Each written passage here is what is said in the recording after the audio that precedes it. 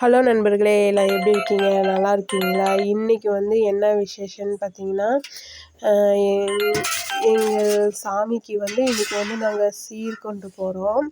அதுக்காக தான் வந்து நாங்கள் கோவிலில் இருந்து எல்லாம் எங்கள் வீட்டு பெண் பொட்டை பிள்ளைங்கெல்லாம் அவங்க எங்கள் வீட்டிலேருந்து அவங்களால முடிஞ்சதெல்லாம் கொண்டு வருவாங்க.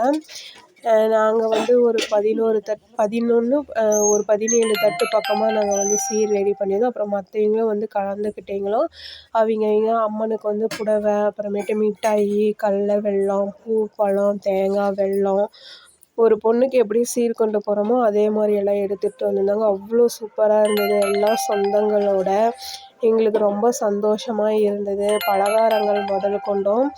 அப்புறமேட்டு வந்து பார்த்திங்கன்னா, எல்லாம் எங்கள் வீட்டு புடவை காரியம்மன் கோவிலேருந்து பூஜைகள்லாம் சிறப்பாக முடிந்தவுடன் நாங்கள் வந்து எல்லோரும் தட்டு எல்லாம் எடுத்துகிட்டு வந்தோம். எடுத்துகிட்டு வரும்போது எனக்கு வந்து பார்த்திங்கன்னா பலகார தட்டு தான் கிடச்சிருந்தது. சிப்பி அதில் வந்து பார்த்துக்கிட்டிங்கன்னா நிறையா இனிப்பு வகைகள்லாம் இருந்தது. அப்புறம் அம்மா வந்து எலுமிச்சம்பழம் ஒன்று கொடுத்தாங்க. இங்கேருந்து அவ்வளோ தூரம் நம்ம இனிப்பு எடுத்துகிட்டு போகிறோம் அப்படின்னு சொல்லிட்டு. அப்புறம் எங்கள் தங்கச்சி, என் தம்பி ஒய்ஃபு, தம்பி பொண்ணு, அப்புறம் இன்னும் எல்லா சொந்தங்கள், சித்தி, பெரியம்மாக்கள்லேருந்து, அத்தையிலேருந்து, ஃப்ரெண்டுலேருந்து எல்லாருமே இருந்தாங்க. எங்களுக்கு ரொம்ப சிறப்பாக சூப்பராக இருந்தது. அவ்வளோ ஒரு சந்தோஷமாக இருந்தது. 10 ஆண்டுகளுக்கு அப்புறம் திரும்பவும் இந்த குடமுழுக்கு இவ்வளோ சீரும் சிறப்புமாக நடைபெற்றது. மிக்க நன்றி நண்பர்களே.